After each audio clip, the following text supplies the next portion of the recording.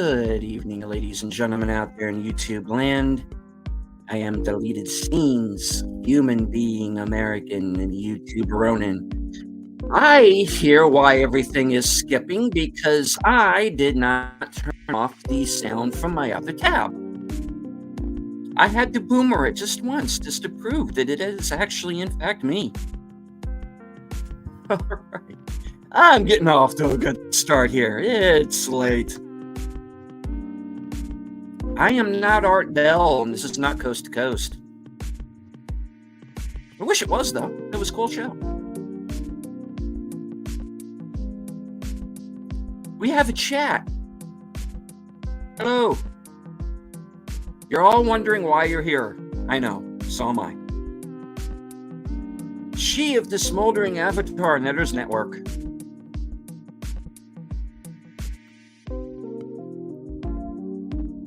Loyal Blue Ranch, the bird woman of YouTube, Connie Clary.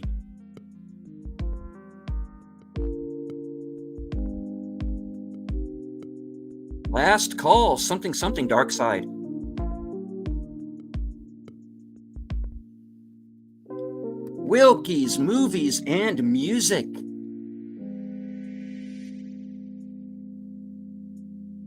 The reason I know you're all really here, Sin's Corner. Joining us from the future, Sashi. Friend of the channel, JPRPH1.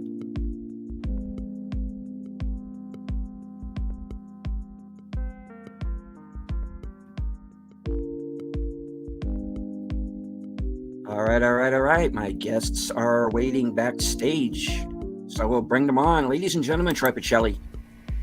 Hello. Connie Clary. Howdy-ho. And Sin's Corner. Hola.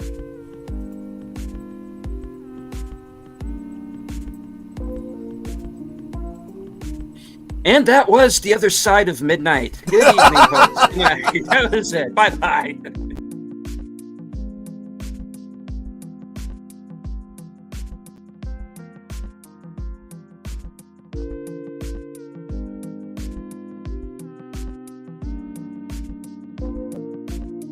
Why are you still here?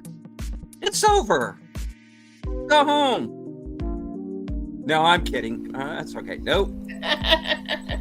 We're not getting out of this that easy. I was literally taking a breath to compliment Sin on her necklace, and she was gone. I was like, what happened? I know. He kicked me out. You like You this? know he is? I do. This is most of it is little old dog tags from our fur babies that are no longer with us. Oh wow. Yeah, and then another is the it's a little locket my brother got me. It's like half of the Winter Soldier's shield. Oh, okay, cool. And then the other is an anti. This might be a little bit controversial. It's an anti-routine infant circumcision symbol. So yes. So I wear it. Okay, you can make me small again. No, we're just going to keep it like this for the rest of the show. This is. Don't do that. I like It'll boost the ratings. Okay. You know. Yeah, It might scare I need people watch away. hours. Okay. Yeah, you're right. It Thank will you. add to watch hours. People will tune in longer. Oh my gosh. Yeah. See now we just lost all those extra view times. People are going out. I'm out. I unsubscribe. Hasta nunca. Bring the birds back in, please. No. Okay. Sashi says, waiting for the after credit scene. Hey, Sashi. We'll good to be be at a back with you cafe eating shawarma. You know, Yeah. that'll be it. All right. What did that have to do with anything? Absolutely nothing. Mm-mm. Right? Right. Uh-huh. All right. Am I going to be misogynistic thing by making sense? Oh, yeah. How terribly misogynistic. Oh, my God. How dare he? Oh my gosh. I swear. Execute that deleted guy. All right. You don't get him. You don't need him. In fact, he's fired. You're fired. Jeez. Okay, well now we're taking over the show. No problem there. So what do we want to talk about Did not do tonight? this. Okay, I don't know. What have y'all been watching lately? That's the main thing I usually talk about. Oh, sorry. Well, he's unfortunately, back. it's all been YouTube stuff. You know, and Yeah. who's on most of the time but deleted scenes? That's it. When he goes away, we talk about him. Yeah, okay, there you go. Right? Well, it was confirmed that I was in fact awesome earlier. So Oh, who confirmed this? Did they run it by the rest of the group? Yeah, I want receipts. I want receipts. Yeah. Well, Yes, Boomer yes, said Josh, it, I'll and it let was go. his show. So Oh, okay. I'll see what he Okay, says it's goes. legit.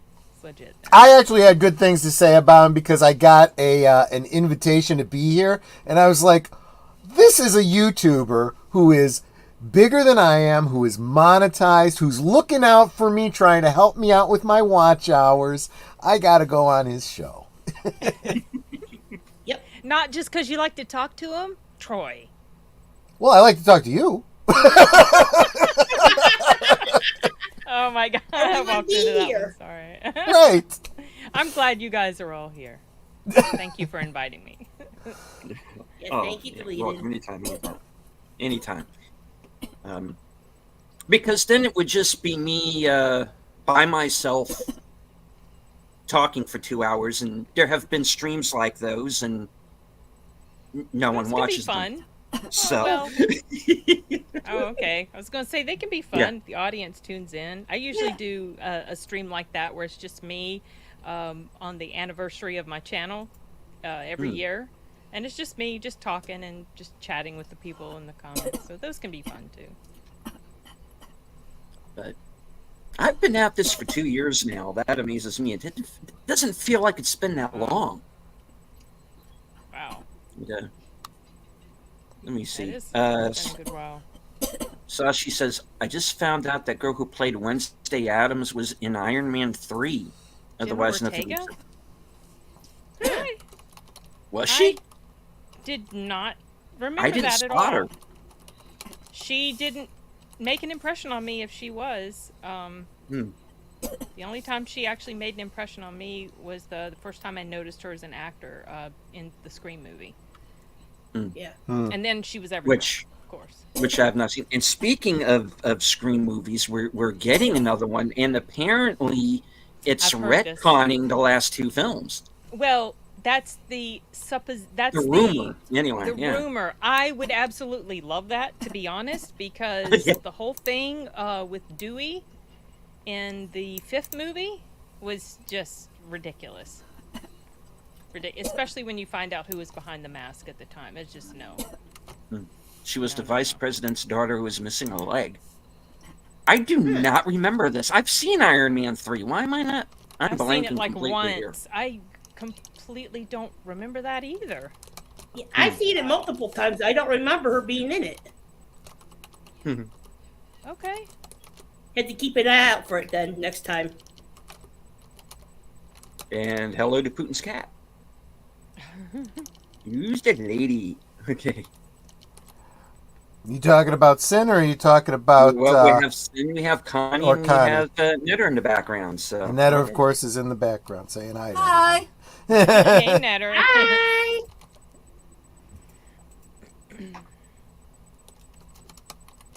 Okay, and I guess apparently Jenna Ortega was in Iron Man 3. Okay, we'll have to go. I have to go That's back somehow. and The one that is not a bird. Yeah. Well, unless you're English, then she's still a bird. Yeah. Exactly. Oh my gosh.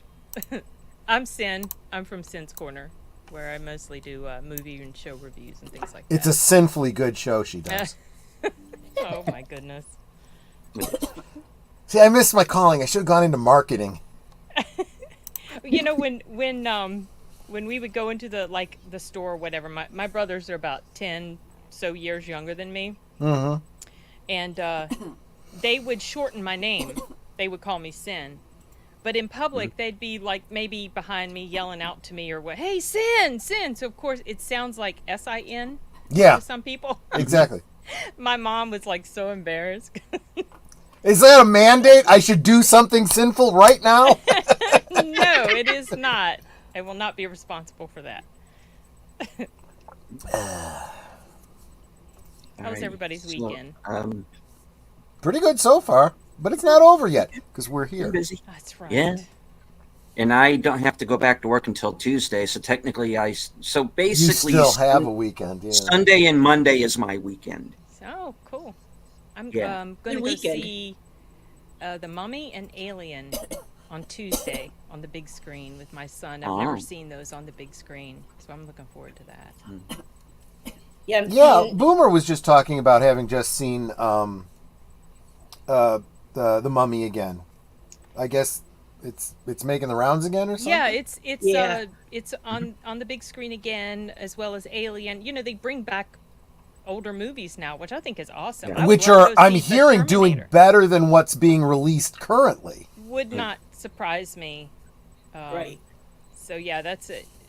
I'm really looking for. I remember when The Mummy came out, and I was not regularly going to the theater at the time. Yeah. And I remember just like having this desire to go see it, and I never got to. And so now it's like I'm gonna go see this. So we're gonna do a double feature. It's gonna be a long afternoon and evening, but it's okay. I think Universal missed their opportunity with that movie. They really should have, if they were going to do their extended, what do you call it, dark universe or whatever, they should have started it with The Mummy. Well, they Well, tried to. They tried. That's With what I was the- getting ready to say. yeah. They They tried tried. with the Tom Cruise version. No, that was horrible. Yeah. Yeah. Well, Beyond bad. written and directed by Alex Kurtzman. What did we expect? Oh, I didn't even know that. That makes it What, even Yeah. worse. what else has he done? What has he done? I don't always pay attention to writers and directors. All the new Well, Star Trek, Star Trek. Yeah. Discovery, and those. Oh, okay. Strange New Worlds, and all that. Yeah. Oh, okay. Isn't he also wasn't he also involved in those Hannibal shows?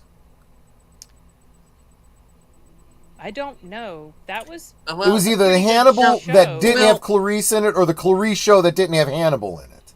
Okay. Here's what happened. Okay. Oh, well, that's- you have Brian Fuller, who did the Hannibal He's series. just as bad. He was originally going to do Discovery, Okay. and then somehow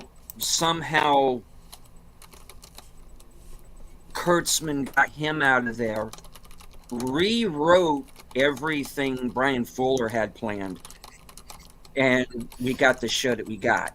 And then after that, he turned around and did basically a Hannibal Lecter series that doesn't have Hannibal Lecter in it.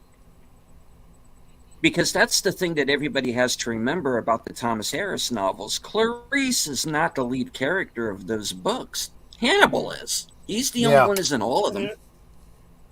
So how are you going to do a Hannibal Lecter TV show? And oh, by the way, we can't bring him up. It's like, okay, didn't he have a Madam Web type situation where Where you can't everybody's got to say- talk? Yeah. They can't say, because they don't have the rights to Hannibal Lecter, the character or the name, so they can't use him. Which is kind of like what happened on Madam Web, because you're doing what is essentially a Spider-Man spin-off series, spin-off movie, where you can't mention Spider-Man, you can't say Peter Parker, you can't even say Aunt May, because and then you have Adam Scott, a perfectly decent actor, in a movie where his character cannot complete a sentence, because it's like, Well, who are you? Oh, you're dating someone. Who? What's her name? Uh, Yeah. you know. Your sister's about to have a baby. Have you chosen a name? Yes, it's It's I didn't realize yeah. at the time that they on purpose weren't saying it because of that sort of reason. I didn't know. I Yeah. just noticed that they didn't come out and say it, but you knew who they were talking about. Oh yeah. And then Yeah. you have this whole thing that's come out now because there have been because people have done videos about this where they basically rewrote all of the villains' dialogue in post, which is why it's so badly ADR'd the way it is. Okay. Yeah. Was because it finally hit somebody. It finally hit them after the movie was shot. Isn't this guy trying to kill 3 teenage girls problematic? And I'm like, no, that's every horror film ever made. Yeah, Right? exactly. What the heck? You know, Okay. you have a movie coming out in a month called In a Violent Nature, which is entirely from the point of view of the killer. Yeah. You know, Yeah, I've heard so I about guess that. that's okay. You know, but we can't have any violence in our superhero movie. You know, I guess. I wish they would take this attitude of, it isn't made for you, or if you don't like it, don't watch it, all this stuff, but do that in defense of actual good storytelling. Because if you did that, you'd probably have much more successful, not only a film bank, but response in the media.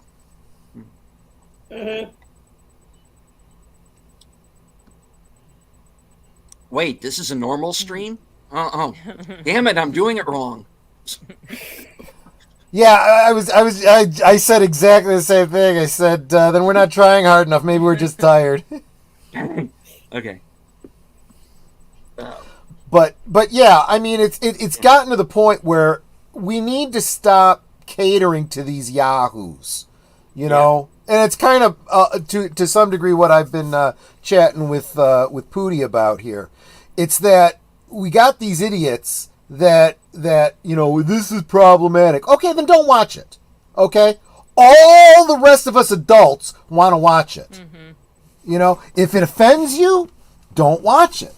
Or go do a blog about how terrible things are these days. Mm-hmm. But we're going to keep doing this thing regardless of what you think.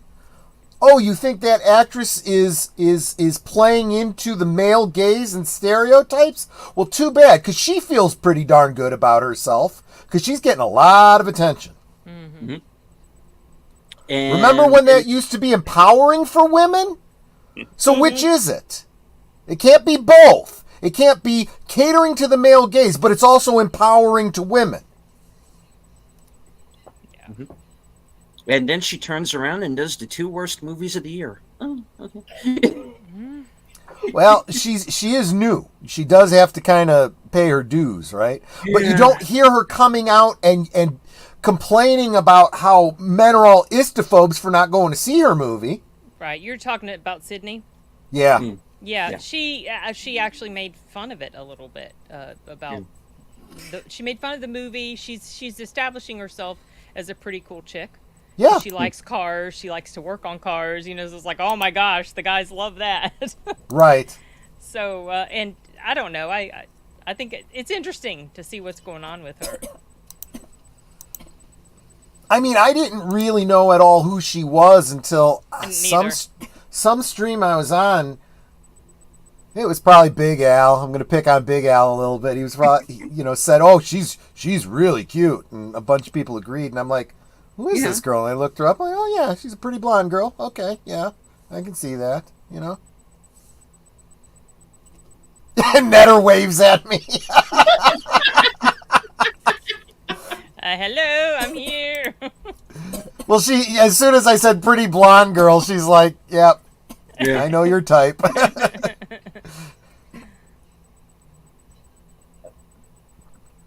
Yeah, Pootie, you're right. There are billions of cute people out there, but there's a whole package that goes into it. You got to be attractive. You've got to have talent. You got to be able to read your lines. You've got to be convincing as an actor. And I don't even know. Maybe she's got talents we're unaware of because she's so new to the scene. Maybe she can sing. Maybe she can dance. I don't know. Maybe she's, really limber gymnast or something. I don't know. Maybe we'll see her in a bunch of action films in the future. All of those kinds of talents really, really help. If you're just a pretty face, well, the best thing you could do is go me too, me too. Well, I believe that she, the romantic comedy that she was in earlier, anyone but you or something like that, Yeah. anybody but, I believe she was behind the production of that. Like, doesn't Yeah. she have like a company or something? Nobody, She I don't does. think other Yeah. other studios or whatever were wanting to help put it out, so she did it herself. So she's not stupid. No, not at all. She's got some business smarts about her. And no, Pootie, you're making an excellent point. Cute can be attached to a nut job too. Sure, Amber Heard is a very attractive woman, or she was. She's starting to look. She's starting to look like you expect someone would, living the life she's living. But she's a wackadoo. She's not that good an actress, and all she's really good at is getting attention with her assets. Yeah, I mean, like, What's left of them? with me, Brie Larson, attractive woman, in my opinion. From the ankles up, yes. Yeah. Well, my feet are no prize either. But, Well, no, but I mean, no one expected a guy's feet to be all that attractive. In fact, why don't I just go on camera and show No, everybody stop. Everybody's leaving right now. Everyone's bailing. I don't blame them. That's a joke I would have made too. Up. Not for the hills. Oh, should I just show? Okay, more people are watching the show. I'll just show my feet more. Oh, is this what you There want to you see? go. America? Some people do have a thing. You for know what? that. As long as you keep your socks on, yeah, there are some people that might dig that. Yeah. Oh gosh. Yes. I have a video up that is a non-sponsored promo for an odor-reducing spray from Farmhand Tom. He put it out specifically, branding it to take advantage of the whole Amber turd thing. Oh, I worth watched that checking out. trial. That was crazy. That was a circus. It really, Well- really was. Well, I ended up on the panel for the Friday Night Last Call episode about it, and I'm still wondering why, because I really didn't go. Because I didn't have that many I didn't friends really back watch then. it, to be honest. And I'm like, I really didn't have all that much of an opinion on it either way, really. I just, because with me, and we were bringing this up backstage, the OJ trial, this was like the biggest trial since then. At least it seemed like it Well- was anyway, or one of them. And I was like, why are we making this big deal out of what is essentially a nasty Hollywood divorce? It was about Exactly, much more yeah. than that, though. I mean, it was. It was. I it mean, was more, it was about more than that, it was but, about the. I mean, he was being she was abusing him. She was a domestic abuser. yes. Yeah. And I was very Yeah, glad. I was very, very glad because I had been following stuff about this before. So, like the tapes that were released of her saying, tell the world, Johnny, that I got beat up by whatever, this very snarky ass thing she said to him. Basically, And it was in her own words the world was being told. Exactly. And this is the thing a lot of women know it's a weapon they can use. They know that they can just say a guy did this thing and probably most people are going to believe them. I have people in my family that have been threatened by now exes about calling the police because one of them's, he's a big muscle guy. She's this little tiny woman, with one phone call she could have destroyed him. So I was very glad to see all this stuff being brought to light, and I was glad to see people actually waking up, because a lot of people just didn't follow the behind the scenes stuff before the trial. And for a lot of people, it was new to them. They had no idea. Yeah. And so I appreciated that the light was being shown on the fact that men can be and often are victims of abuse. It happens a lot more than people even realize or want to admit. I found don't myself. I don't want to Go come ahead. off like I'm trying to make light of that or anything. It's No, I just know, that, but a lot of people they didn't Yeah. know either. They didn't know all that. They're like, "Oh, why is this?" And like my boss Jeff, at first he was like, and then later he was like, "You know what? At first I thought it was just this stupid, fight between these two rich celebrities. I did not realize all this other stuff that was really going on." So that's And that why people really were it almost became, even though there was no big hashtag or anything like that, it almost became Men Too. It's like it was the flashpoint where people started talking about it, and now I'm seeing all these YouTubing and TikToking and now YouTubing women coming out, defending men, and there's that one, I can't remember her name, but she's mansplaining to women and women-splaining to men, and she's basically explaining different miscommunications between men, and she'll take videos TikToks that women do, trying to embarrass their boyfriends, and then she'll be like, well, this is why men are the way they are, because of women like you, kind of stuff. yeah. People need to get to know each other, have a strong base. Quick romances usually go away. Yeah, that's true. And I think a lot of women now are starting to react to the fourth wave feminists coming out saying, look, I love my boyfriend, my husband, my brother, my father. The men in my life are good men. And you are making the world miserable for them. Mm-hmm. Cut it out. Especially mothers with sons. Yeah. I want my son to be able to date a woman that he can love and trust and respect, and not always have to worry that she's going to be bullying him and holding a Me Too over his head. Well, this is why a lot of men, the MGTOW, men going Yeah. their own way. This is why this happens, and I understand. I understand it. And then, of course, the natural reaction is all the women going, "Oh, men won't date me," yeah. and what's going on? Well, it may not be you personally, but a lot of women your age have done this. This is the world you now live in. Yeah. And if you hello, are a woman who speaks out against it, you're a pick-me girl. Yeah, that's a strange. So one of the reasons why my channel took off Yeah. initially was I did a reaction to a Bill Burr stand-up routine where he was basically telling the story about his then girlfriend, now his wife, when she was physically abusing him. Yeah.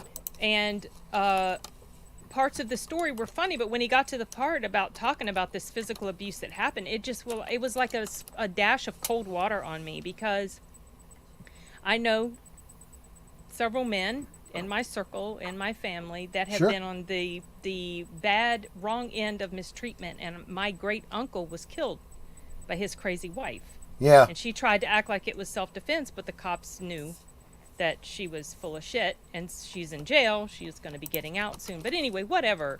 So that video just really, for some reason, YouTube started showing it to people, and it took off, and that was basically the whole reason I got to my first 1,000, and all that. So it's certainly something that I have spoken out against often. I haven't yet been called. Maybe once somebody did call me a pick-me girl or something. I hadn't heard that until a while back. Or they say they have internalized misogyny. Yeah, exactly. They say that one too. And the only possible response to that is no, I'm just objective and I see reality the way it is. You know, you're They don't- delusional. You Yeah. can't help it. I understand, but I see what's going on. But you would think that after the whole Phil Hartman thing, people Oh would my start going, gosh. gee, maybe sometimes, you know? That was terrible. That whole thing. Mm-hmm. Anyone could be an abuser, yeah. And in a way, and hey, Mark, how you doing? Good Hello, to Mark. see you. Hi, Yeah, Mark. that's the movie I need to do one of these days on Monday. I got to do The Room. Oh my Oh, goodness. hey, Mark. Oh, Oh, hi, Mark. Oh, hi, Mark. I don't In have fact, to worry I- about Lisa because Lisa loves me, you know. I got to take a detour here. I have, customized ringtones for all the people that call me, and when Mark calls, it's a Klingon song, and Netter always goes, "Oh, hi, Mark." It's anyway, but yeah, it's even in some ways it's even worse for men because at least there is no good way to put this, right? There is never a good kind of abuse. If a man is abusing a woman and she fights back, you expect it. If a woman is abusing a man and he fights back, he's in the wrong. Right. Because he's bigger, he's the man. We'll assume that he started it. So he literally cannot fight back to defend himself. Right. That's true. That's just, yeah. Mm-hmm. Oh yeah, Mark. Every time, because you're on the other end of the phone, you wouldn't hear your own ringtone. Every time you call, "Koi kelesh pu glod, koi pu bek pu." Yeah, exactly. So I know it's you. And you know, one of these days you're eventually going to have to do an entire show in Klingon. You know that, right? One of these days I might. One of these Are days you I fluent might. in the language? Not very, but I'm more fluent in Klingon than I am. I almost said in English. No, more fluent in Klingon than. No, look, I took 4 years of Spanish in high school. I thought you And were going to say you took 4 years of Klingon, and I was going to be like, I is there know! really such a... No, it's worse than that. I took 4 years of Spanish in high school, and I'm probably more fluent in Klingon than I am in Spanish. Oh, gosh. I would pay good money just to hear you do the stream in Klingon. It might be a challenge because I don't think always in Klingon. Klingon is okay, so for those of you, I'm assuming most of the audience knows, but for those that don't, Klingon, of course, we're talking the Klingons from Star Trek, fictional beings with Chicha. Yes, exactly. So it's a constructed language. It's a created language by a linguist, Dr. Mark Okrand. And the syntax is very, very different. They deal with, you want to talk pronouns? Pronouns are completely different in Klingon. Conjugation, you don't conjugate verbs. There's suffixes and there's prefixes depending on, if it's what part of speech, who is speaking, about whom. It's a whole different language. The order, the subject verb order is completely different. It's interesting. And then I'll always have people coming up to me and asking me, "Oh, I heard you speak Klingon. How would you say such and such in Klingon?" And it's usually some sort of an idiom. And I'm like, well, that depends. I can translate it literally for you, but that would have no meaning in Klingon. What is it you're trying to say? If you're trying to say like a bat out of hell, well, Klingons wouldn't have a word for bat or hell. Because Grethor is their version of hell, but it doesn't mean the same thing. And there aren't specific creatures like a bat that would be coming out of Grethor. I've learned more about linguistics in general from learning Klingon than anything else. That's funny. It's been an interesting experience. I would like to just to pick it up on the language. I'm sorry, what was that, Connie? I was reading I the would chat. like to learn it, to learn the language. So probably the best thing to do would be go ahead and pick up Conversational Klingon or Power Klingon. There's a couple of audio tapes that were put out by Simon & Schuster. You would probably also want like the Klingon dictionary, some of the other books that were put out by them. But the best resource, if you're really, really serious about learning the language, Klingon Language Institute, KLI.org. Those are the guys that the Star Trek writers go to when they need dialogue written in Klingon. Oh my. Yeah. And I found that this is the one thing I will say about modern Star Trek, the Discovery and all that kind of stuff. The people that played the Klingons in Star Trek Discovery were so good with the fans and took their roles as Klingons so seriously. They really went after speaking Klingon correctly. Better than anyone before them. Better than, Michael Dorn. And Klingon speakers cringe when they watch Next Generation and hear them pronouncing Klingon on that show. I failed at Japanese and I don't meet many Klingons, so I'll pass. Yeah, well, that's fair. Yes, the thing about learning a language is if you're not going to use it, and the thing is that Mark and I have often gone to the annual Klingon language meetings here in the States, so there are people there who literally take it so seriously they will only speak Klingon that weekend while they're there. And someone else from the Klingon Language Institute will go around with them in case people need translations. But it's a challenge. They've taken up the challenge to speak only Klingon. And it's good for people that are learning the language because it gives them an opportunity to, first thing you learn how to say in Klingon is repeat that so that you can get them to say it over again and listen, and then you start to parse it out. And, it really is a great way to learn the language. Grithor is where the dishonored go when they die. Yeah, exactly. It's not quite the same as hell. It's got a similar connotation. James Doohan did come up with the basic sounds for the motion picture, and then they went to Mark Okren and said, okay, can you take these words, use those phonetics to come up with a whole language? And he's like, okay. Oops, excuse me, sorry. Go back to what Putin's Cat had brought up here, mentioning both the Japanese and Klingons. There was, and I don't know how close they ever got to actually making the movie. There was a Star Trek script entitled, I believe it was Planet of the Titans, where they were going to have Toshiro Mifune as a Klingon. Mm-hmm. Yep. Yeah. It's too bad that didn't happen because he would have made a great Klingon. Yeah. It's too bad. Yep. Anyway, I'm sorry I completely hijacked your show to talk about And hello to Tim Herod. First time I'm seeing you in the chat. Hope you're enjoying the show. Please hit the like, share out the stream, all that good stuff. This is Klingon for where's the bathroom is Dr. Fuji. Okay. I'll take your word for it.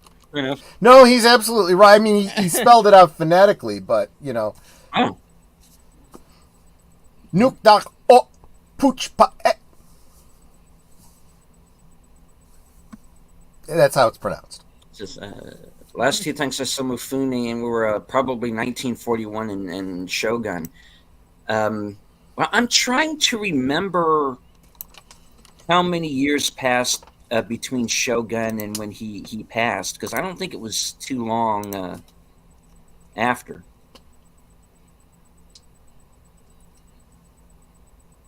Yeah, he was for those who are not in the know, he was Lord Toranaga in the original Shogun, which I highly recommend everybody go back and see. It is on Blu-ray and you can find it. It is available, but not streaming anywhere. And you think it would be now that there's now that the new series is so popular, and I need to sit down and see the remake because I'm hearing a lot of good things about it. So. Yeah.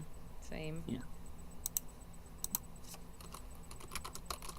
Problem with any language is once you get past the grammar and basics, there are 10,000 words to memorize. Yeah. Sashi says, and remember, Klingons, Sashi said this and not me. Blame him. I agree. Klingon sounds like I he agree got with caught in you. a hairball. Yeah, actually, I have found that when you're trying to get the pronunciation, someone that can help you very well is someone who is fluent in Hebrew. Okay, that makes sense. Okay, here it is. Sorry, I just had to grab something up off the shelf here real quick. Richard Chamberlain Shogun, yes, which I happen to have the Blu-ray of right here. And I didn't know they put it out on Blu-ray. They did, and clearly, and yeah, and I actually had a, and I've been looking for it for ages. I need to go through my house and start looking through stuff. I had a VHS version of this. That was like a box set, like a huge box set. How, and it was how like many episodes, like, how many nights did that run? I remember when it was on. It was quite Never lengthy. saw it, though. Yeah, it I'm was. trying to, I think the original was 10 parts as well. It Okay. doesn't say here. But, An hour and a half each?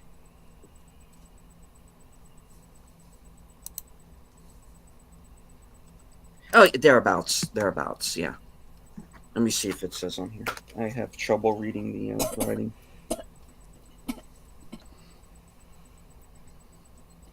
Okay, so let me see. Okay, so it's 3, 6, 9. So it's like, it's 9+ hours altogether without commercials. Pretty lengthy. And it was. But I mean, a miniseries, that's, it wasn't what passes for miniseries these days, where it's just this, 6 or 8 episode season. Right. These things would go on for a few weeks. You had Shogun. Centennial is another one. The Thornbird. They called Richard Chamberlain the king of the miniseries because he was in them. Yeah. I remember he was, he was big back in the day.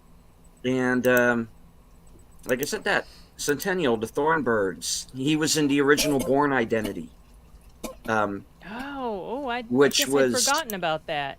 Which was actually closer to the book than the Matt Damon movies have jack to do with the books. Completely, aside from a couple of character names, completely made up storyline. Oh, I didn't realize that. I haven't read the books. But the Richard Chamberlain movie is closer to what the books were. At that point. I thought it was Gunwale too. Yeah. And hello to Anthony. Did you watch my interview with Have Cheetah's Will View? Have Cheetah Will View, yeah. Yeah, he's asking that from my channel because we were both on Have Cheetah Will View. He did interviews with me and then later with him.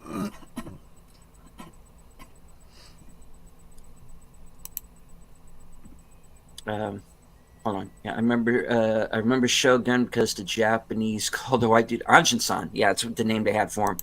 In Malay, the word for dog is Anjing, so it's stuck in my head.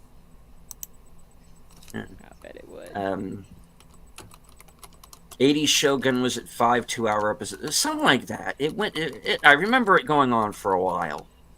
But then again, 1980, I was a kid, I didn't have that kind of sense of times. Oh, okay, this show is on now, and I just got used to it. So I remember it being longer than it probably was. Let me see. Poon's Cat also says 1980s on DVD. Cool. The ending was more emotional than the FX version. Yeah, those characters go through a lot. I don't know what they do with the FX version, but even in the original version, even like the side characters had their own subplots going. You know, it was pretty dense. There are a lot of characters to go through. But yeah, the new one I need to see. Mark says, I'm finding I prefer the original, though I found the reboot interesting. The FX version had more less sex. Interesting for FX. I thought it would be the opposite direction with them, but yeah, they had to cut around some bits when they showed it on TV originally in the 80s. So yeah, I have not yet seen the new one, but the one commentary that I saw that has me certainly wanting to see it, and I've recommended this this YouTuber on my channel many times, the Metatron. He's a big history buff, so he of course was reviewing it for historical accuracy, and he was saying he was well and truly pleased with not only honoring the source material, but honoring the history that source material is based on. And welcome, Boosh. Yes, indeed.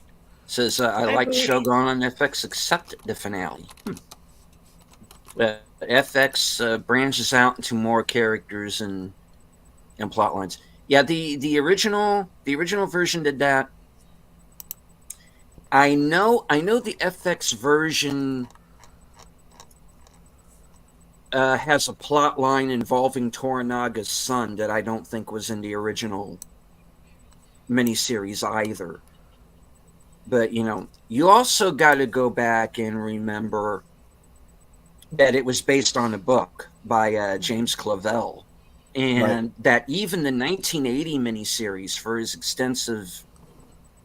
as extensively as it goes into the plotline, doesn't cover everything that's in the book. So, because the book is quite massive. I think it's like 800 pages long or something. It's pretty extensive. Big. Yeah. Even Bill Burr talked about the FX. Yeah, there's supposed to be a clip about him talking about Shogun. I haven't seen it yet. World building is fantastic. Does I find FX probably more realistic for Japan 1600, but it does honor the book. But does it honor the book? I have no idea.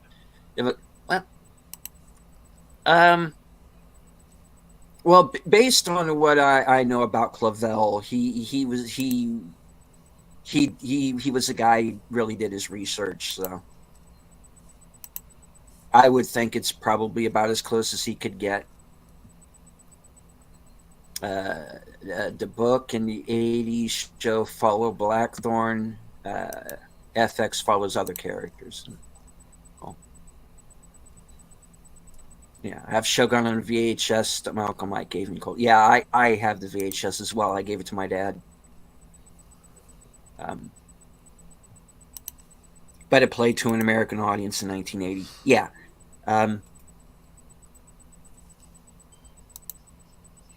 But that's the thing that's cool about Shogun is that you don't have to like throw in diverse characters just to do it. You already have diverse characters. Mm-hmm. Right. Of course you have the people who you have to go back and completely reshoot this. There are no black people. I go, it's Japan in the 1600s. Yeah. No. Well, and sorry, that was one of the things that Metatron kind of focused on was that, and he says, well, let's take a walk through it. And he said, if this was really something important to you, this is what would have been necessary. And one of the things he points out is the primary story is about some sailors washing up in Japan. So he said, yeah, if you had enough survivors of that ship, some of them, could have been black, but there weren't that many. So, maybe not.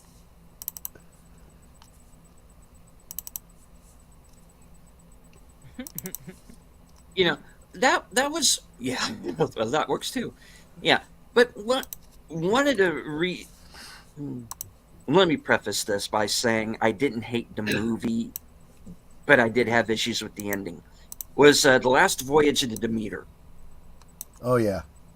Now I'm not upset over the fact, and I'm going to be spoiling the movie a little bit here. I'm not upset by the fact that they had a black guy on board the ship. No, it actually makes a lot of sense, really. It could have happened. It doesn't necessarily bother me that he could have survived Dracula and what happened. Okay, possible. It's not in the book, but okay. But that's just it. That's not in the book. Right. Where were they planning on going with that ending? Right. I don't know. I don't know if anybody here has seen the movie or not. But I've seen it. I like. was not overly impressed with it. I was Honestly, with it until those last few minutes. I And then kind was of like, I don't know. Yes, Boosh, he was a doctor. Yeah. He was a doctor. I kind of feel like it's almost like they were intending to go off on a tangent spin-off, where the survivors become some other vampire hunters or something like that. I don't know. That's what it. Well, there was like, only one survivor. That was him. Yeah. Oh, okay, yeah. Yeah. And if I recall, in Dracula there were no survivors. That was part of In the what Demeter, made there weren't. that was part of what made it so, gruesome. Mm-hmm. But I in assumed the end, all of the them way, were going to die based on what I knew. Yeah. Of but no.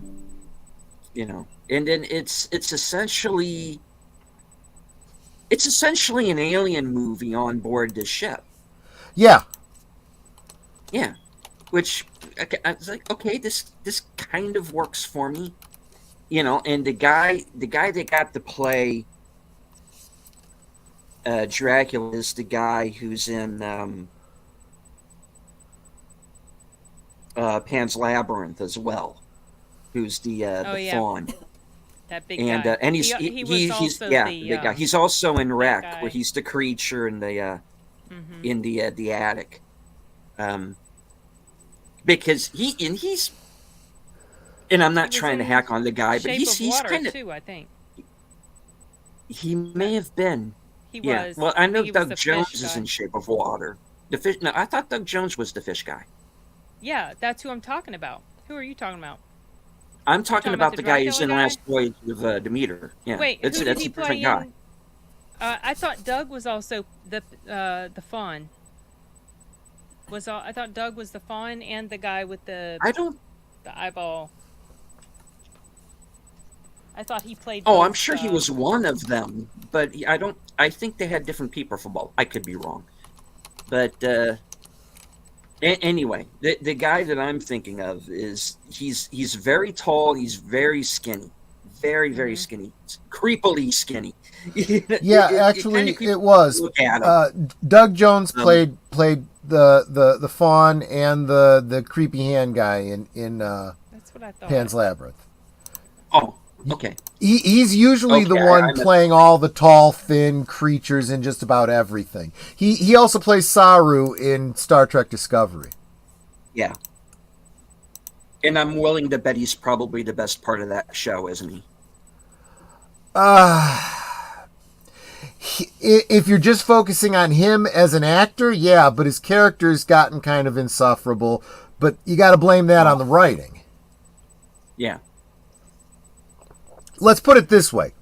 He's from a race that should not be a part of the Federation because, there's the whole Prime Directive thing, right? His race is a race of essentially sentient cows. They exist to be eaten by other races. That's the story in Star Trek Discovery. That's real Star Trek for you. Yep. I'm not a big Trekkie, so I'm just a casual casual fan. Even casual fans would look at Star Trek Discovery and go, ugh, this doesn't seem anything like Kirk and Spock.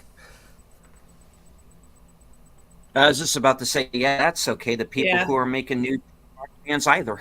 Clearly. Yeah, it's true. Sin, you could probably write a better Star Trek episode as a casual fan than the people that are actually writing Star Trek Discovery.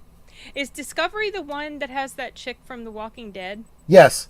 Yeah. Okay, so I was halfway interested to watch it, and then she opened her mouth and yapped some nonsense, so I lost all interest in watching. Yeah, the whole marketing strategy on Star Trek Discovery was hardline DEI, BS. And if you're not into that, then you're not a real Star Trek fan, because Star Trek has always been progressive, and screw all of you. It's like, okay. I mean, this is the same show that decided that it would be cool to show people in wheelchairs. And it's like, so the Enterprise is wheelchair accessible now, even though we never saw them in anything else, and we probably are advanced enough to be able to fix spinal injuries. Just saying. Well, I was just what you mentioned there reminded me of something that I recently saw. It's a animated series that's coming out on Disney Plus. I'm not supposed to talk or say anything like a public review about it, but it's coming out on Disney Plus on a certain day very soon.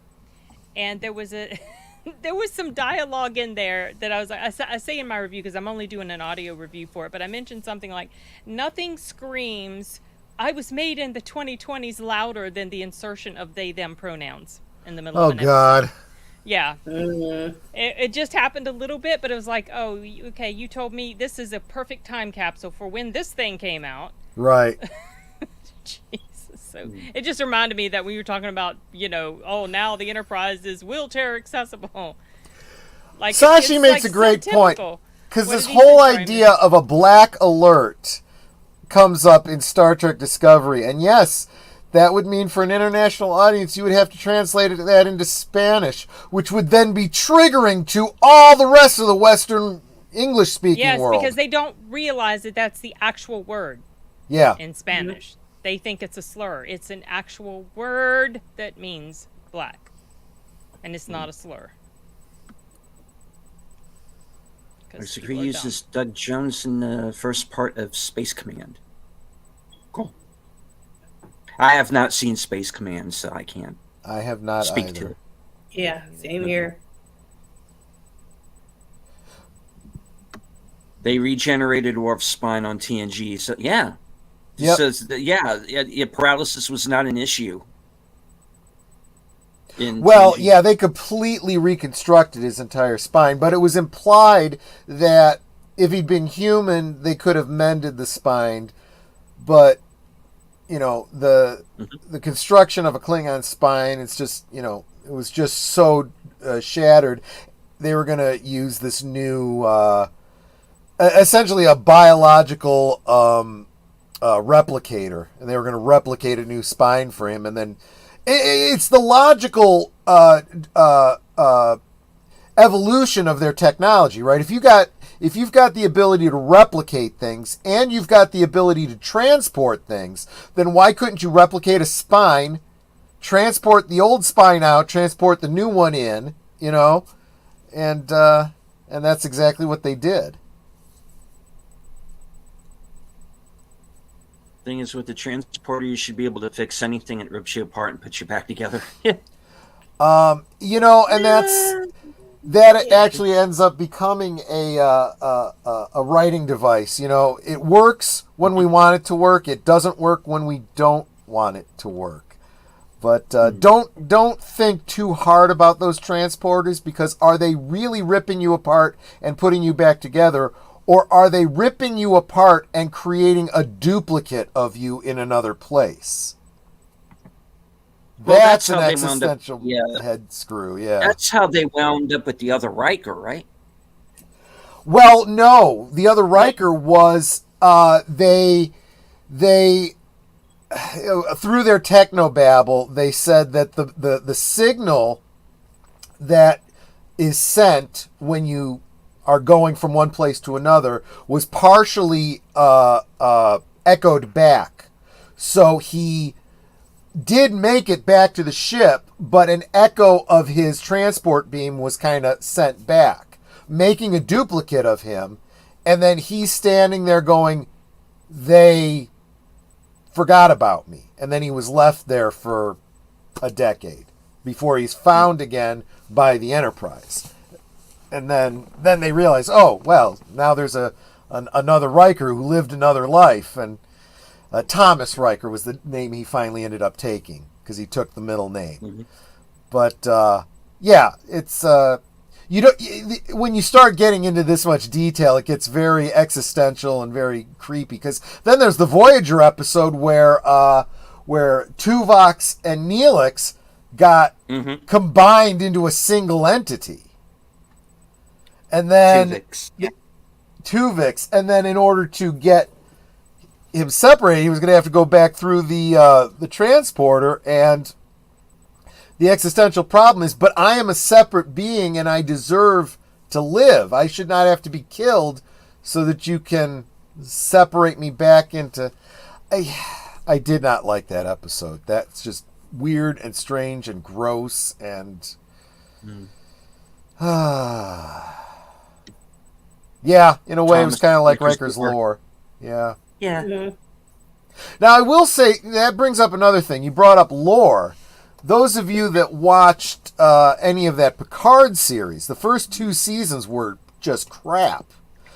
But the 3rd season, the showrunner for that did a great job. He obviously cared about lore, Star Trek lore, not the character lore.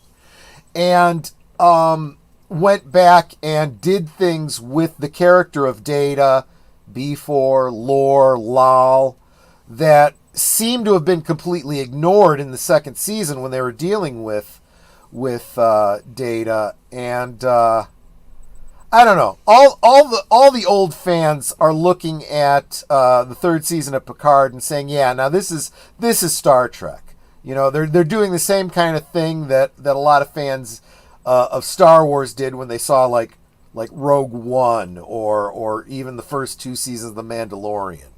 You know, it's like, okay, this feels more like someone actually cares about writing a good story and not stepping on continuity. Yeah, I heard Okay, I'm that, gonna bring up. I heard that happened with the later season of Picard. Yeah. Mhm. What were you going to bring up? So I'm going to bring up a funny story, and I don't know who all here, either on in the panel or in the chat, knows this. But I was actually going to be in a review roundtable for Picard. Oh. It was going to be myself.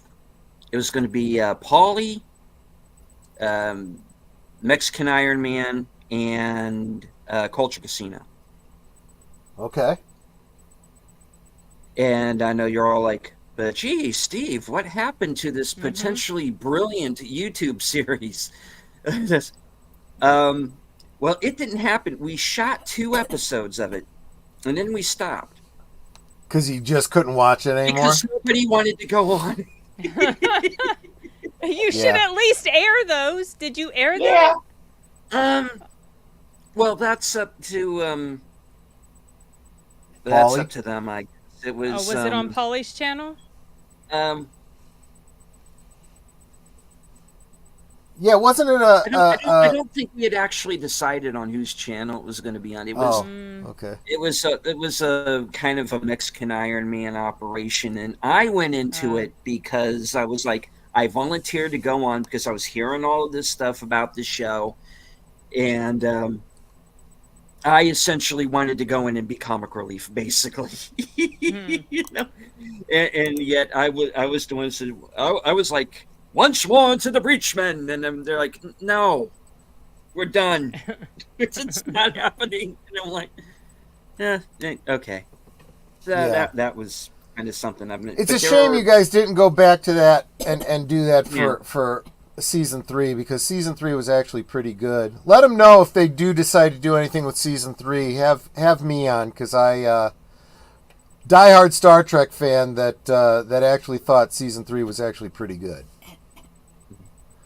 Anyway, I'll tell you what, another thing I will say that was really good about season 3 of Picard, it was very clear that the showrunner and the writers were also trying to honor the expanded universe, because they drew a lot from the Star Trek Online computer game, from several of the books, basically going around and taking good stuff that fans liked that actually made sense, and using those story elements, and not in like a shoehorn kind of a way, in a very organic kind of a way. So I love that we find out in Picard that we learn the Federation isn't so benevolent as we would think. Yeah. There are, but not in that, Star Trek Discovery, they're all evil because they're the government type thing. It's just like we always did in Next Gen, where you find out, some of these admirals not quite as benevolent as you might think. Some of these sections of Starfleet maybe don't have everybody's interests at heart. There's always been stories like that, and it was always on the heroes to say, no, this is wrong. This is not what Starfleet is about. Yeah, they do seem to have this issue with sort of like these rogue officers from the time. Because if we're being realistic, even the original series, even the best governments, right? If what is it? I'm getting tired, so I'm having a hard time remembering my quotes. But the cost of freedom is eternal vigilance. If you create government of the people, by the people, and for the people, and the people check out, well, then the bureaucrats take over, and we end up where we are now. And that would be true with Starfleet as well. If you don't have, if the only thing necessary for evil to succeed is that good men do nothing. Right? So if Picard were to see, you're going around blowing up Cardassian ships when we're at a detente with them, I'm just going to look the other way. No, you don't do that. You don't look the other way. You go, no, that's wrong. You're going to start a war. You're going to pay for your crimes. Oh, and by the way, Cardassians, as he blew those ships up, we found you were transporting weapons. So we'll be keeping an eye on you, too. Space Command is a fan-funded sci-fi that Mark Zicree is working on. Doug Jones, Nichelle Nichols, Robert Picardo, Mira Furlan, Bill Mooney, Armin Shimmerman are all in it. Yep. Now I remember it. Yeah. I had actually forgotten Mira Furlan was in it. God rest her soul. She was so sweet. Yeah. She had the nicest smile. She really did. How old was she when she passed? She wasn't old. I want to say it was cancer, but I can't remember exactly. Mira Furlan, of course, Bill Mummy, and I met a number of others at the same con. It was mostly the stars of Babylon 5. And cute little story, as we were going down the line getting autographs from everyone, we got to Mira Furlan, and Netter had all the photographs to be autographed. And she was confused when she saw Mira Furlan because her character, has the, bald head with the bone crown or whatever. And she's like, help me out. I don't see her. She goes, oh, there I am. Takes the picture to sign. She goes, oh, I didn't recognize you with hair. And she starts laughing. Right next to her is Peter Jurasik, who played Londo. He's like, what's going on? And she said she didn't recognize me with hair. He burst out into that big Londo laugh of his. He thought that was so funny.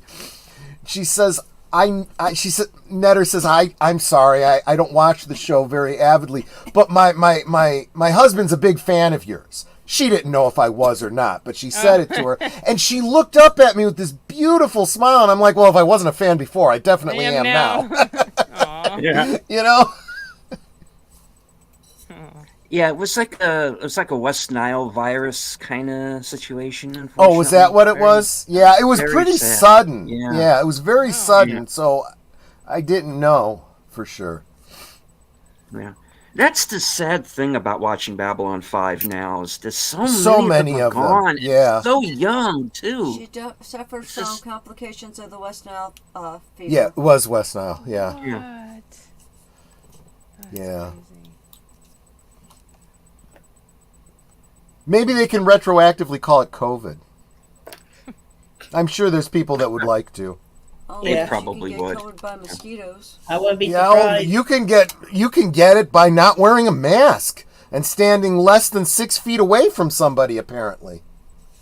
It was Sean Nichols' last performance. He filmed it at her home, I think. All right. Well, okay, folks. Space Command. Track this down. Check it out. We'll see what the. Man, but you're right. Babylon 5, we've lost Mira Furlan, we lost Jerry Doyle, Richard Biggs, Andreas Katsoulis also, who played the Romulan Tomalak in Star Trek. Yeah. Stephen Furst, Sinclair's gone. Michael O'Hara. Michael O'Hara, yeah. Oh my gosh, I'd forgotten that one. Richard Mole. Jeff Yeah. Conaway. Oh, Jeff Conway. How could I have Yeah. forgotten? Yeah. Yeah. Oh, I'm bummed now, man. Yeah. I know. Find a happy topic. We need a white pill. Okay. Hey, here's a white pill for you. Claudia Christian and Tracy Scodges are still with us. Pamela Tallman. Yeah. There we go. And just told me. Yeah. So yeah, that's a plus. You know.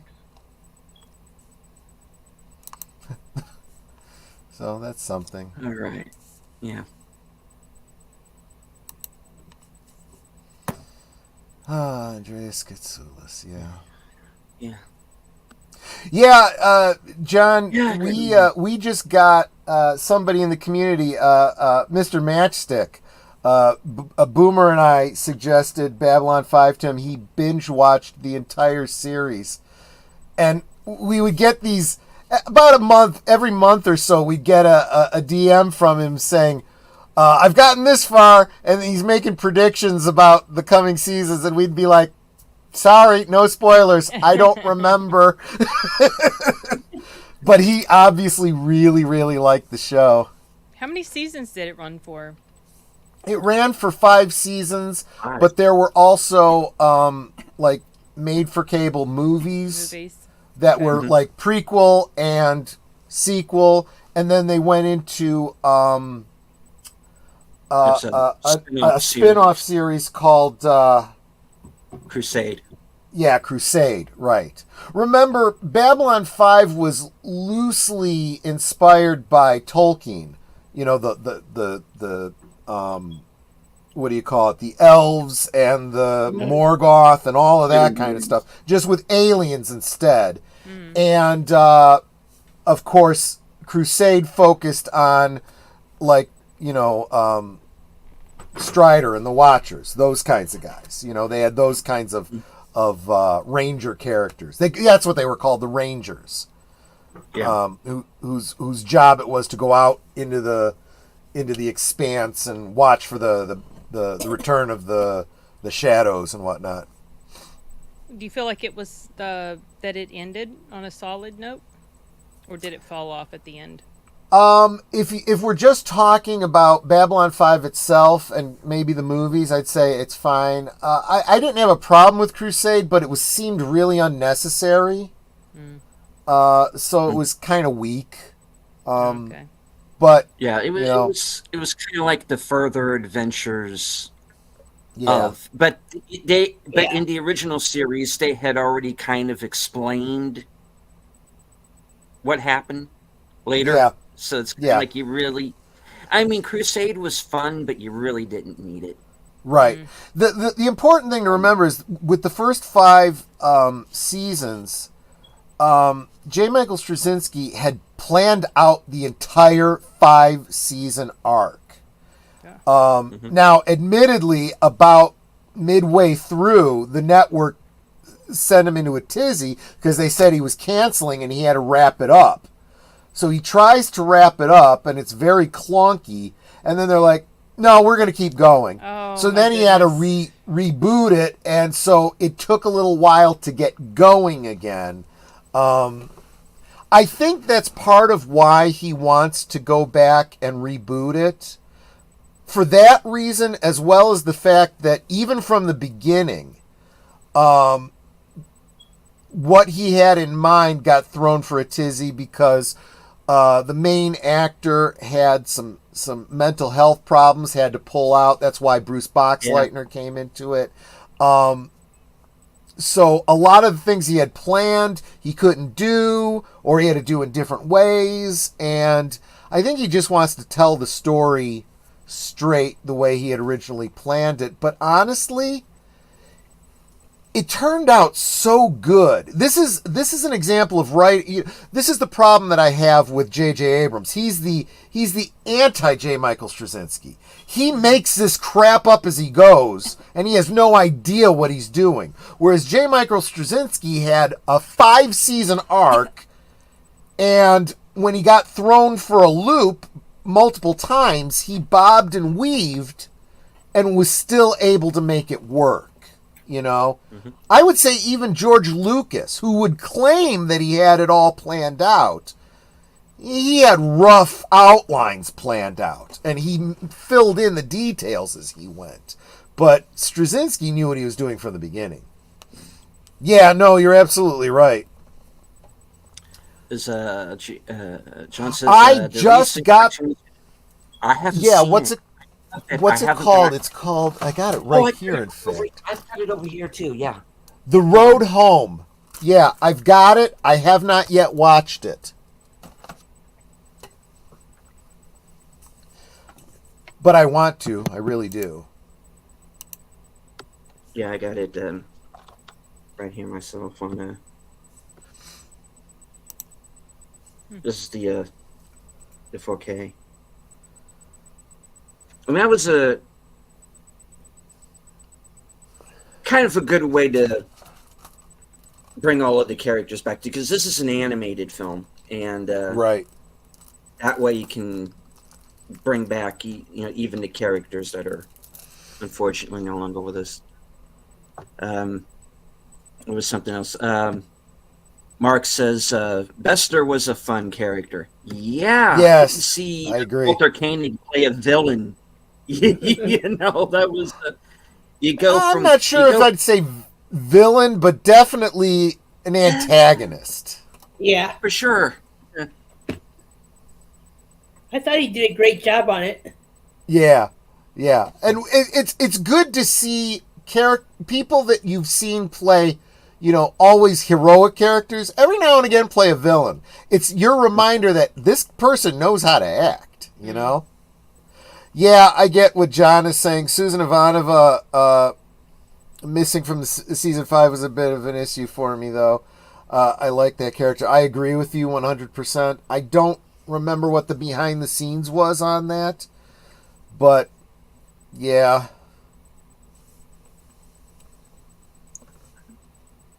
Do I need Because to go back and watch? Claudia Okay, Christian I is just, I liked her so much, They couldn't agree on the contract. I'm not surprised that's what it was. Yeah. I get it. Okay. And I'll tell you, I don't. huh? Go ahead. I was going to say, and if you are planning out a 5-year thing and all of your characters are important, then you probably want to plan out that 5 years. Say, look, I'm signing you on to a 5-year contract. I need you through the whole thing. Agree to it, or I get somebody else, because I'm not going to change in mid-river. Mm. But he didn't do that. But yeah, anybody who's not yet seen Babylon 5, go for it. I don't know if it's still on HBO Max or not. But if you get a chance to see it, it's out there. There are physical copies. Buy the box sets. Go for it. It's well worth it. It's streaming right now on Tubi. Yeah. And on Roku. Oh, okay. Yeah, so there's no excuse. Go check it out. You can check it out for free. Yep. It is very well worth it. I would say it's a master class in long story arcs. You know, I mean, in a lot of ways, I would say that I would compare J. Michael Straczynski and how he treated Babylon 5 to George R.R. Martin if he had completed his Song of Ice and Fire. If he had completed it, I would have said very similar. Somebody who writes tiny little details early on that have big payoffs at the end, you know? Yes, No, Sin has a channel, and you should definitely be following her. I do. Sin's Corner. Just Sin's Corner. Sin does great reviews, sometimes even great deep dives on films. Very, very intelligent, well thought out, and she's pretty. Oh, I appreciate that. Sometimes I don't feel like my reviews are thought out. It's just kind of like I'm going with my gut, how things came across to me, and I don't know. It's not scripted. I just take notes, and then I tend to go on and on because I like That's to talk kind of about... very refreshing in terms of reviews, though. Let's be honest. Some people get on my case about that, but some people said they do like that, and I don't have time to do scripted, so... Yeah. And I just like to talk about stories, so there you go. Those are my thoughts. And to go back to Babylon 5 for a moment, when we say, when we talk about how detailed it is, we're not kidding. There are things that are like that's in season 1 that seem like throwaway lines. Yes. But That it means come something. back. Oh, yeah. You know. I've heard The Expanse is good as well. I haven't seen either of these shows, so... The Expanse personally kind of lost me. It was too expansive. For a couple of well, yeah, but for a couple of reasons. I would post it, Putin's cat, but I can't. When I remark on here, it's only going to my channel's chat, so I can't post it like through StreamYard. I'll take care Maybe of it. I'll go to Putin's cat, don't worry. Deleted's channel and just do it myself. Sorry, go ahead. Well, I interrupted. Yeah, and you do Sorry. have a wrench. Don't worry. I do, yeah. No, what I was going to say about The Expanse was it kind of lost me in season 2 because, and maybe this was just a mistake on my part because I get that it's an ensemble show. I latched onto Thomas Jane's character. Oh, Thomas Jane is You in know, that? yeah, some of it, and I didn't know that. I didn't either. yeah. Now Netter's going to want to see it. And I like the whole. I like that whole noir detective thing that they were doing with this character, and without going into spoilers for people who haven't seen it. I don't like where they ultimately went with this character. That kind of soured me on the show.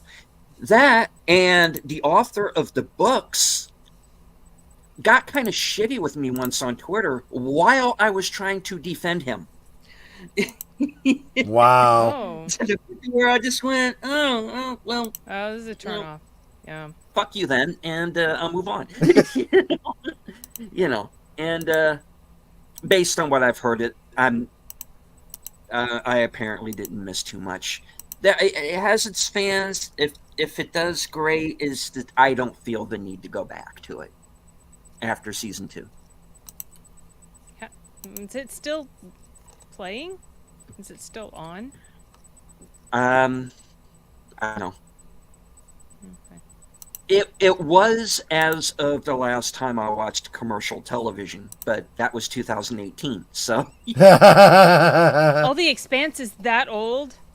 Yeah. Oof. Yeah. Wow.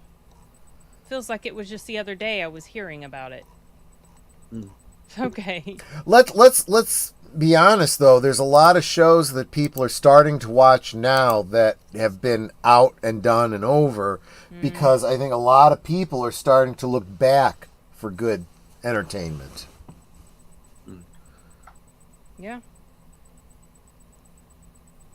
And hello to the Clue channel. Hey, Clue, good to see you. Hi, Clue. And Putin's Cat says The Expanse had a short 6th season a couple of years back. I mean, they do have plenty of source material to go because I think the books are still continuing as well. So Yeah. we'll see.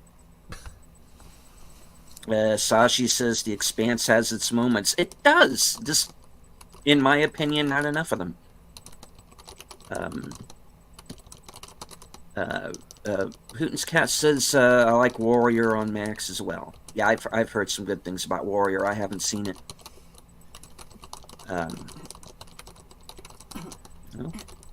And says wasn't there some behavior issue with the main character of The Expanse? I don't know. I guess it depends on who you consider the main character, which was another issue I had with it because there was so much going on that show.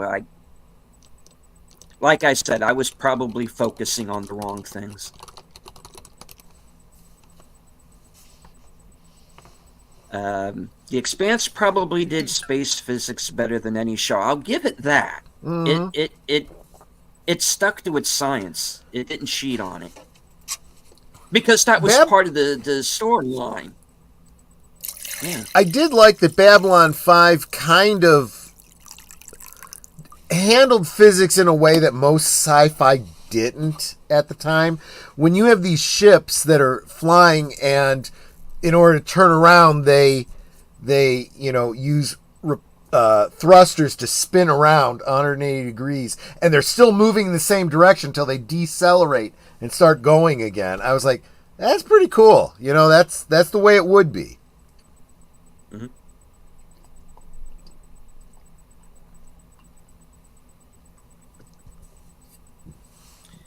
All right.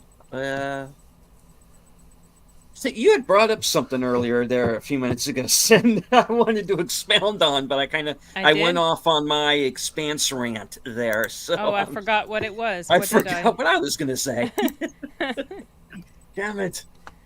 I don't even know what I Okay. was talking about a few minutes ago. It's like saying I was going to say something. I started to say something, but I don't remember what it was because I wasn't Right. listening. For Babylon 5, my mom actually put it on VHSs, the whole 5 series, Oh, wow. and it has even the commercials in them. Oh, Yeah. wow. Talk about a time capsule. Yeah. Yeah, this is true. Oh, my What goodness, was I- this is true. And yeah, Oh, I have some things to say about Monarch. Yeah. go Well, for it. and that is Oh, no, the I mean, biggest. in my review, I'll rant. I rant in my review. Sorry, but I know exactly what he's saying. They just a lot of times things can get started off so good, and you get so hyped and excited, and then they just just take a dive. Well, the biggest problem is the networks, monkeying around in your narrative on TV shows. David Lynch had a big problem with it. This is something that Deleted Scenes and I are talking about from time to time on live from Sparkwood on Sparkwood and 21. Every Tuesday, 7:30, 8:30 Eastern. 8:30. But in fact, this is why after 2 seasons of Twin Peaks, when he did his prequel film, Fire Walk with Me, the very opening, there you go, the very opening scene is somebody smashing a television. Because there was a lot of things about Twin Peaks that he was kind of forced into doing because of the networks.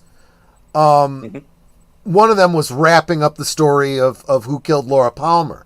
He intended that mystery to go on and not fully be solved. And when they forced him to do that, it took a lot of the wind out of the series, which is why season 2 kind of sputters before they cancel it at the end of season 2. I still think, Stephen, that last episode, well, the previous to last episode that we watched, where Josie, I don't know, died of a broken heart. I mean, I think she was really, the original script probably had her self-deleting. And the network was like, well, no, we can't show that. Okay, well, then one of the guys has to shoot her. No, we can't have that. Okay, she'll just die for no reason. I honestly think that's how it went. And everyone just chalks it up to, well, that's just David Lynch being quirky David Lynch. That's like, no, that's not me being quirky. That's the networks. I think you're probably right, because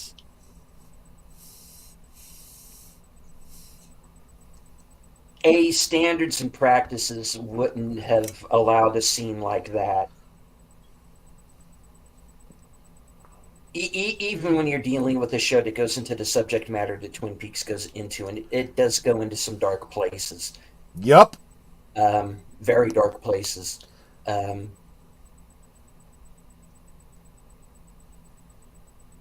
I mean, that whole line. At the same time,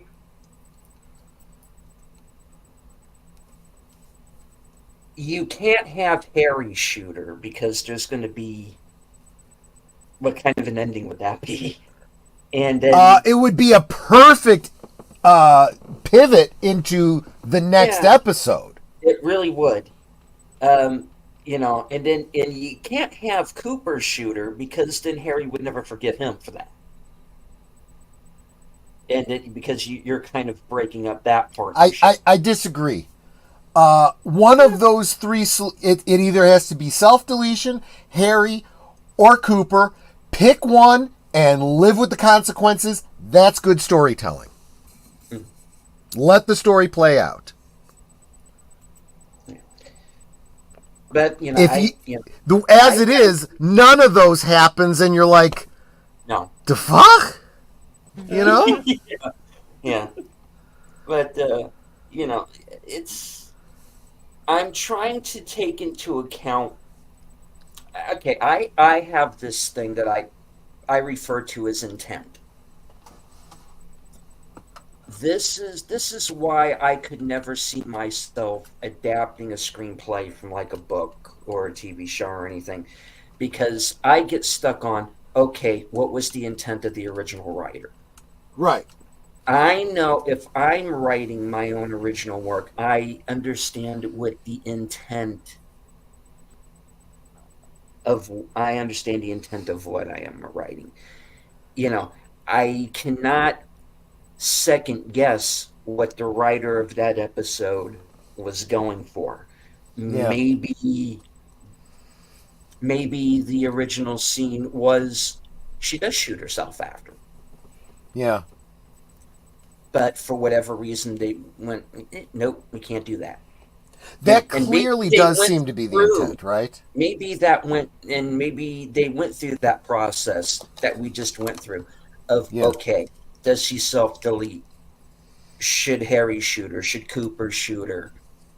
Should Eckert get a shot off at her? You don't know. He might be armed. We don't know. That would have been a great way to circumvent all of this. Yeah.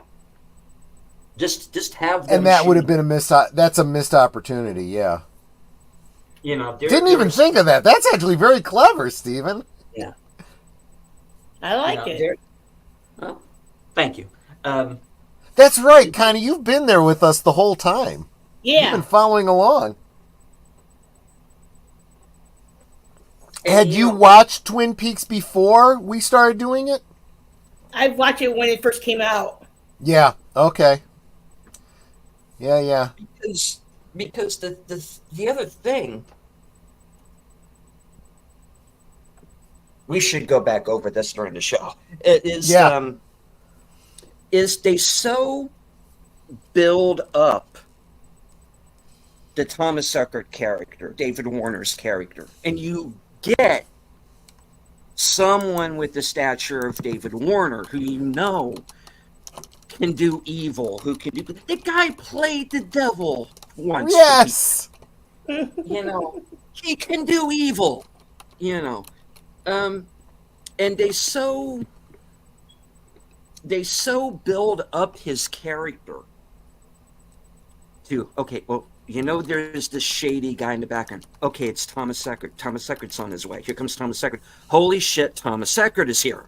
You know, and what kind of damage is he going to, you know, how much havoc is he going to wreak on the town, you know?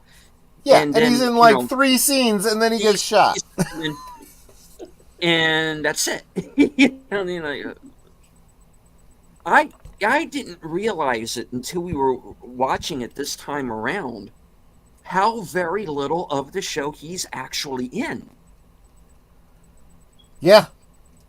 You know, and I remember in my mind that was such a bigger part than it actually is. Really, anybody could have played him. Right. But the reason it seems like such a big part is because who did play him, you know? Yeah. And hello to Rancor Steve. Welcome. So glad you're here. Howdy. JPRPH1 says, I can't wait until we go through Firewalk with me in the books. Yeah. When you see, I mean, and we've done Firewalk with me before. Yeah. But when you go back and watch that movie again with the context of the previous 2 seasons of the show, yeah, a lot more falls into place. Sure does.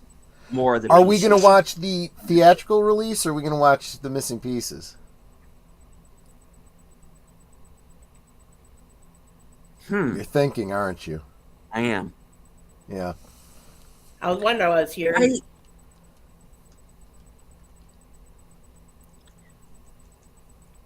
Wow.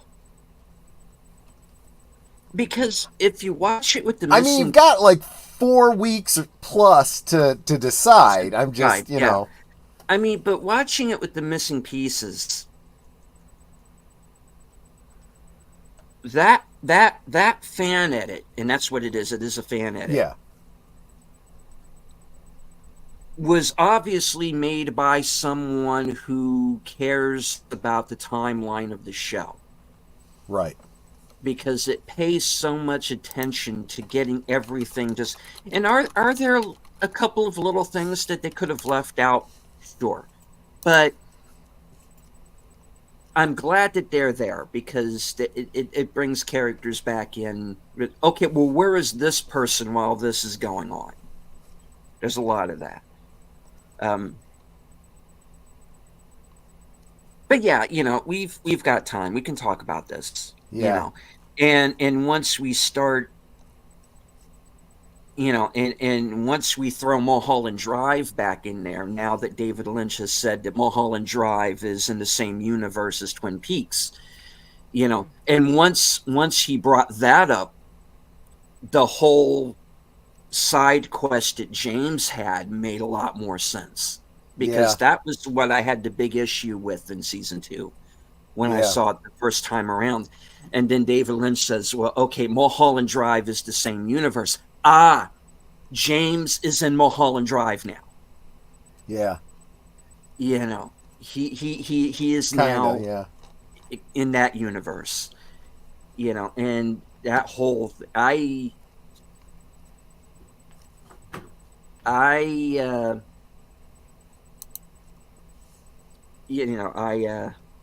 it just makes a whole lot more sense, and I have this appreciation for season 2 that I didn't previously have. All right, well, Sin, I understand we have to kind of play you out, so yeah, sorry about that. no worries, no worries. Thank you for being here. I know we're a Thanks little for having past me. your time. Do you have anything coming up? Monarch, my review for Monarch. Ah, okay. Coming up tomorrow, and then an audio review for that show I was mentioning earlier. That can't go up until the 2nd. And I'm going to go see The Mummy and Alien. So my son and I might do an out of the theater sort of quick video. And then on Thursday, I'm going to go see The Fall Guy. So maybe have a review up by Friday or Saturday. So that's it for the immediate. Nice. All right. And of course, everybody who is not yet subscribed to Sin's channel, her link is in the chat. Thank you. So for please that. feel free to here we go, to jump in and subscribe to Sin's channel. Watch me blabber on about stories. Right on. All right. Well, you have a good night, Sin. Take care. Thanks. You too. Bye-bye. Good night. Bye, Finn. All righty. But yeah, having Mulholland Drive is basic. Well, I mean that the Monday thing is really more. I don't want to speak for you on your Monday show there, Troy. But I tell you, if I mean, well, Mulholland Drive is something that we were kind of considering, I guess, Yeah. going back. I was saying, for I'm Tuesday. Yeah. probably going to steer clear of just about all of David Lynch on Mondays because I think, assuming that the will is there and the audience is there on Tuesdays, once we've done, season 1, season 2, Firewalk with Me, the books, the season 3, I think it would behoove us to continue and look at Mulholland Drive, look at Inland Empire, and really get the context of some of the things. And I actually think that I'm trying to think whether Mulholland Drive would be better to watch before or after season 3. I've got time to think about it. I'll think about it. Yeah.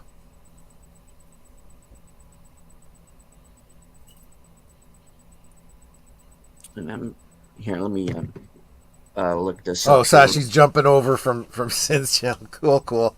Okay. Well, we're all what do you call it? We're all simulcasting, so you could be on any Yeah. of our channels right now. Yeah. Yeah, I'm on my second channel, Fluff Chick Productions. Yeah. I'm on there. All right. Well, I just recently listened to the Audible version of a book called Catching the Big Fish, which David Lynch wrote and narrates. And he goes briefly into his film career, and he does bring up Inland Empire. Yep. And that basically started out of the from the fact that Laura Dern had moved in next to him. They're neighbors, literally neighbors, and they hadn't seen each other since Wild at Heart. And it was just a matter of, we got to do something together again. So he went and he had written this short film for her. I think that was like 30 or 40 minutes long. I don't think it's even available anymore. But and Hello to Dulcimerist. He had kind of written this short film for her that was basically like this monologue, really. And then he got it in his head to write Inland Empire for her. So that's kind of where that came from. Like I said, I haven't seen it, but maybe like a little bits and pieces here and there, because it is on YouTube. You can't find it. But I'm curious to see where it fits in, or if it fits into either Twin Peaks or Mulholland Drive at all. That would be interesting. All right, and good night, Netter. We're about to lose Netter as well. So, okay. Yeah, I actually would not be opposed. Dulcimerist, I would not be opposed to including Wild at Heart into our Tuesday lineup. And actually maybe even Lost Highway.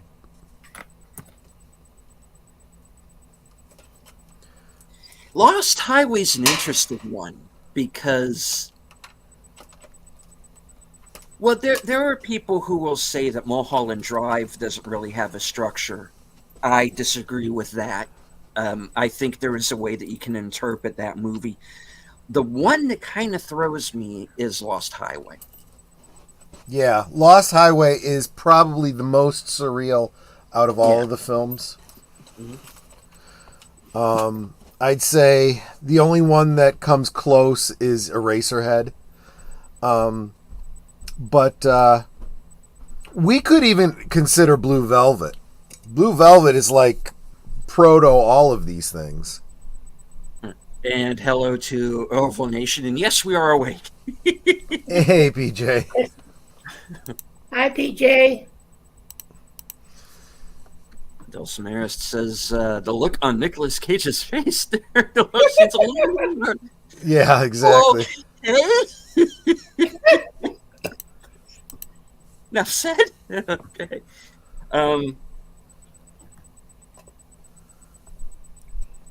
But you know, I have an interpretation of Eraserhead that I think makes some sense, but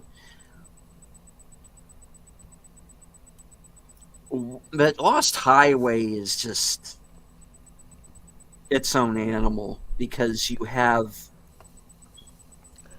all of the identity switches and Yep.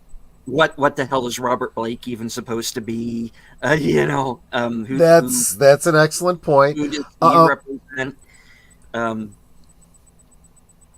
I have spent way more time on Mulholland Drive than I have on well, really most of the movies, to be honest with you. But definitely more than Lost Highway or Inland Empire. So I have a really great deep dive analysis that I plan to do with you guys when we get there. Mm-hmm. I think Lost Highway would be a bit more challenging for me. Yeah. Because I even remember Robert Blake saying Yeah. In an interview that I'm not sure I get it. And this is to David Lynch. He's saying this. He says, I'm not sure I get it, but I trust you to tell me if I'm going off base. Yeah. Let me know. Bring me back to what you want, you know. Yeah. And, Yeah. and I can understand that because, like I said, you have all of the identity shifts. Who is what character at what time?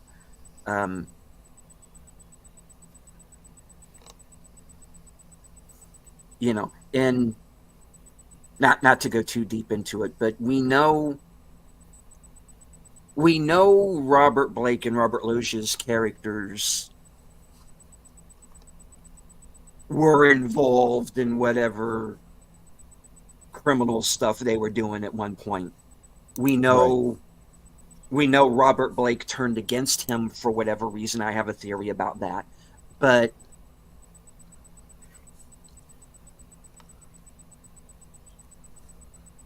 if that is all he is, if his whole thing is just about taking Robert Loggia down, why appear to Bill Pullman at all? Why expose himself at that point? And I don't know. I did like so much about that movie. I don't know. I dig it. It looks great. I'm just saying, story-wise, it's the one that I have the least grasp of. If Lost Highway is about how I kind of took the movie at the time as we're no longer people, we're numbers. That's a perspective. We're a tax form. We're a resume. But we're not people anymore. If that's what Lynch was trying to get at with Lost Highway, then I get it. Yeah. But knowing him, I gotta think there's more to it than that. But that was my interpretation of it at the time. I think even before we get there, I'm going to go ahead and do another, just for myself, personal rewatch and chew on it a bit. Because if we do get around to doing it, I think I'll be that much more prepared. Mm-hmm. But failing that, we got to kick a soundtrack out of it. Oh, yeah. You got Bowie and you got Nine Inch Nails. You are the perfect drug, the perfect drug. I can't get that song out of my head. Ever since that movie. Yeah. And where they use it in the movie is pretty cool, too. Yeah. But, anyway. But, yeah, I mean, yeah, but folks, Sparkwood in 21, stay tuned because we got some stuff planned, man. And it's just like, we're uncovering, it's like that whole Onion speech in Shrek. Onions have layers, Yeah. And Twin Peaks has some pretty fucking major layers. And yeah, stay tuned. We got some stuff planned, man. And maybe a special guest or two later on when we get into season 3. Definitely. Yeah. There is one person in particular I would really love to sit and talk with when we get to that point. Let's see. Really love the Straight Story too. Maybe not a Tuesday night watch, but amazing. Yeah, I mean, David Lynch making a G-rated movie about an old man on a tractor. Right? Who'd have thought? And a true story as well. So, very interesting film. Because that was the thing that was, because not only was there David Lynch with The Straight Story, but David Mamet, who you brought up earlier on Geeky Geezers, Troy. Yeah. That same year, he did a movie called The Winslow Boy, which was a remake, actually. And he had adapted and directed, which was this PG-rated movie about this kid who gets accused of cheating, and he's going to get thrown out of school and all of this. And that was when he was coming off of doing like Glengarry Glen Ross and Oleana, and all these really kind of edgy, hardcore kind of plays and movies and whatnot. And then he turns around and does again, kind of this kind of G-rated, compared to the rest of his stuff, So that was kind of interesting, to have those movies come out at around the same time. Sissy Spacek was great, yeah. Yeah, that would be a good one from Monday to Straight Story, yeah. Elephant Man, too, yeah. Elephant Man's a good one.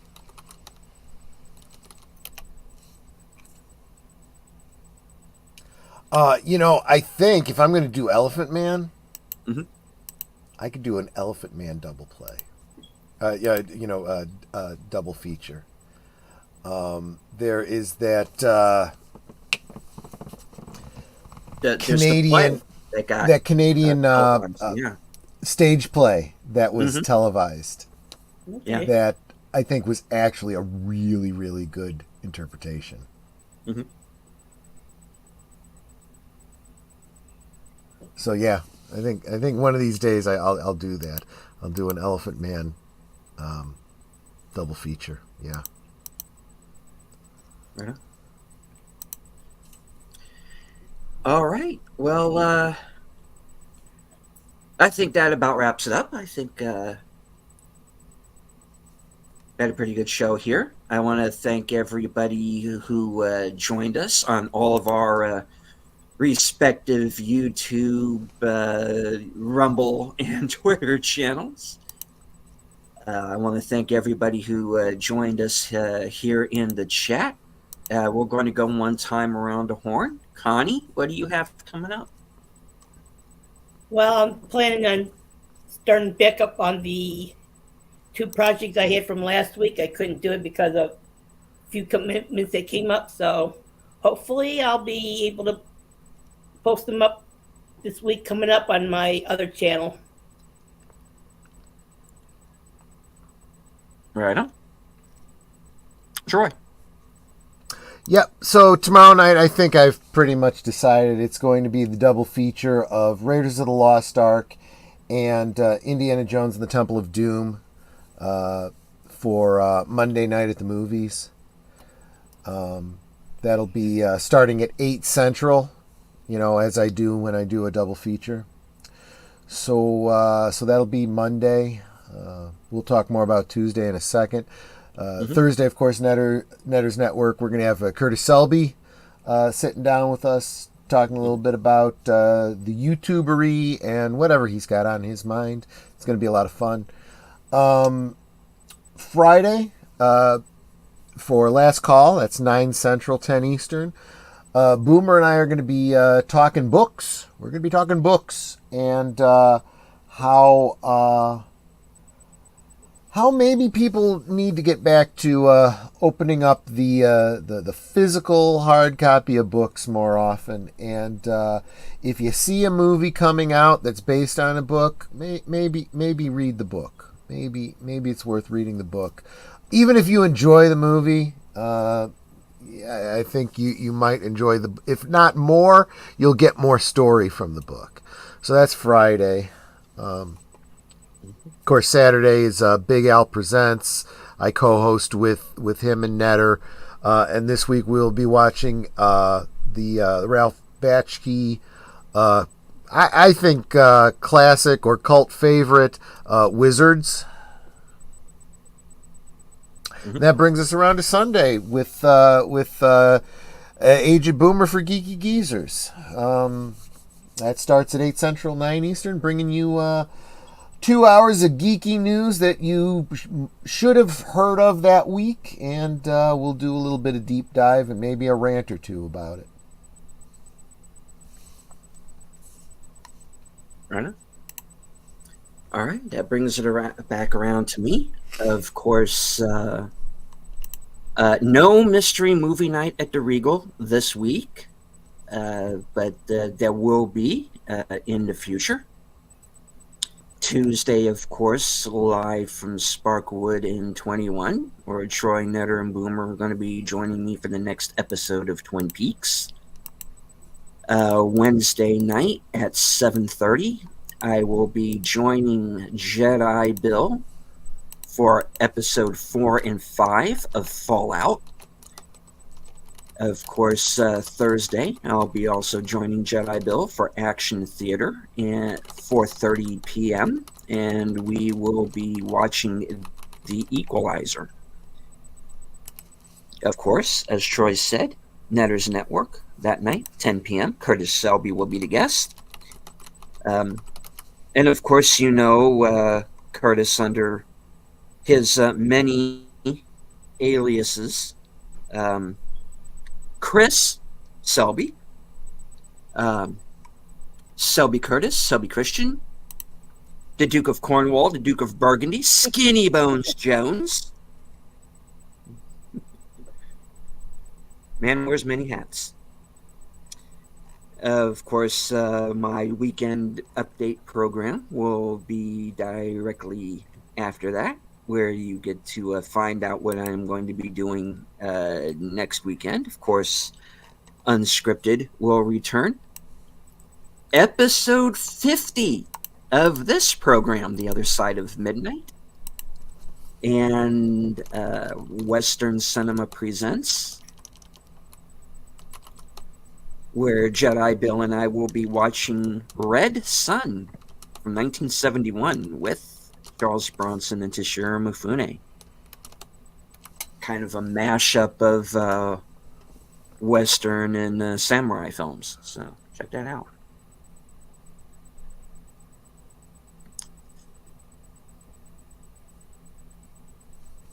Alrighty.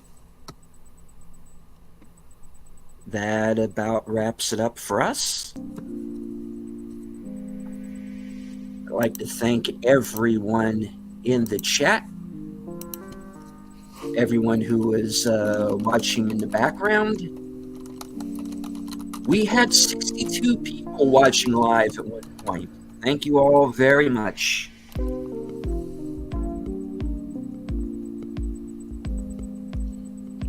From HQ and all points north, south, east, west, and beyond, good night. Take care, stay strong, because this is how we win.